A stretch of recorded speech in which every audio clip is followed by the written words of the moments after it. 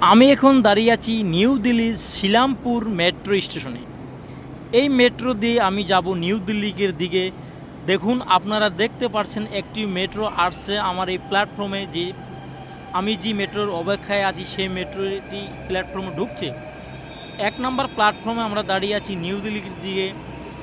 এই স্টেশন পরে আরেকটি স্টেশন পরেই মেট্রো একদম মাটির গর্তে চলে যাবে। আপনারা সঙ্গে থাকুন, আপনাদের আজকে দেখাবো এই মেট্রোর সুবিধা এবং মেট্রোর স্পিড এবং মেট্রোর ভিতরে থাকা সুন্দর সুন্দর প্যাসেঞ্জারের কোয়ালিটি এবং দৃশ্য।